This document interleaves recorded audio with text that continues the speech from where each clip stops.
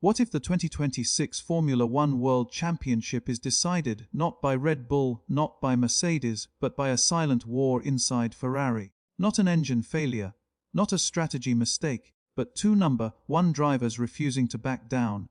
Lewis Hamilton, Charles Leclerc, one team, one regulation reset, one championship window, and zero room for compromise.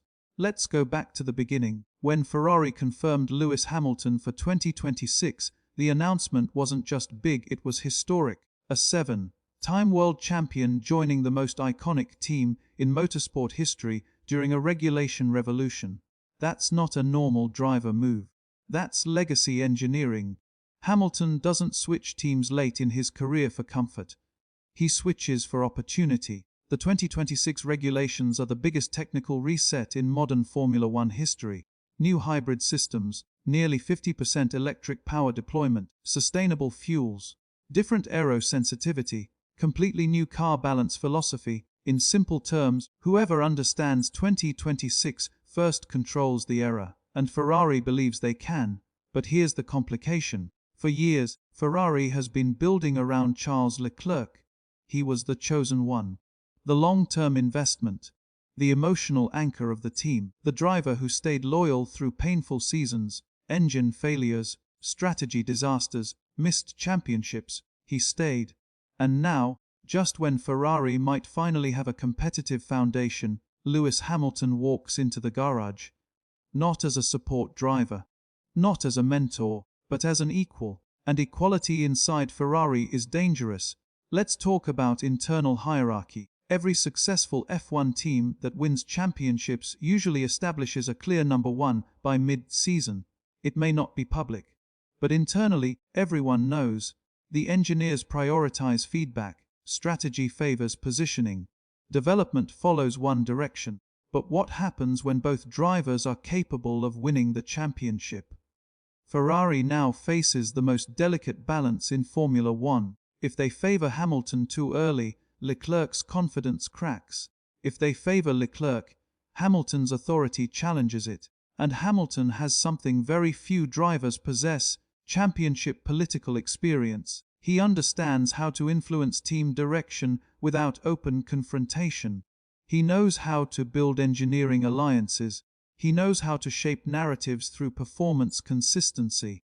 Leclerc, however, has something equally powerful: youthful hunger, qualifying dominance, and the emotional backing of the tifosi. In Italy, Ferrari is not just a team, it's a national symbol. Leclerc represents the future of that symbol, Hamilton represents global dominance. Now imagine the early 2026 races. Testing shows Ferrari competitive, maybe even fastest over one lap. Leclerc grabs pole position in Bahrain.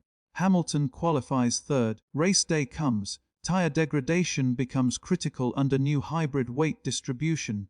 Hamilton manages energy better, extends his first stint, undercuts Leclerc during pit cycle, wins the race. Leclerc finishes second. Celebrations look calm, but inside the garage, comparisons begin. Why was strategy optimized differently? Who made the final call? These are small cracks, and championships are lost through small cracks. Now let's talk pure driving philosophy. 2026 cars will rely more heavily on electrical deployment exiting corners. That means throttle control and energy harvesting balance become more important than ever. Hamilton historically excels at hybrid energy management. He mastered it during the Mercedes dominance era. Leclerc excels at extracting maximum grip on corner entry and one-lap aggression. So we could see a pattern. Leclerc dominates Saturdays, Hamilton dominates Sundays. That split creates psychological warfare, because pole positions build confidence, but race wins build championships. And if Hamilton consistently converts, while Leclerc struggles in race management under new regulations, narrative pressure increases. Media will ask questions. Is Leclerc overdriving? Is Hamilton adapting better? Pressure multiplies exponentially at Ferrari. Now let's introduce the external threat. Red Bull will not disappear. Mercedes will not surrender. If Ferrari drivers split wins and points evenly, a third driver with consistent podiums could steal the championship. That forces Ferrari into a decision. Do they impose team orders mid-season, or let them race and risk losing everything? Ferrari's history with teammate rivalries is complicated. Internal competition can either elevate performance or destroy momentum. Now consider contract structures. Hamilton's arrival is expensive, not just financially, but strategically. When a team hires a 7-time champion, expectations are immediate. They don't pay for long-term rebuilding, they pay for instant impact. If Hamilton delivers strong early race results, internal confidence shifts toward him naturally. But if Leclerc starts the season with 2 wins and clear pace advantage, Ferrari faces a loyalty dilemma: support the future or back the legend. Now imagine mid-season scenario, race 12 of 24, championship standings, Hamilton 168 points, Leclerc 164 points, third rival 160 points, margins are tiny, every strategic call becomes political. Do you pit both drivers same lap? Do you give priority to the championship leader? Do you freeze positions late in race? Fans hate team orders, but teams love championships, and Ferrari has waited too long for another title. Let's talk emotional stability. Hamilton has survived title deciders, last lap controversies, championship heartbreak. He understands pressure waves.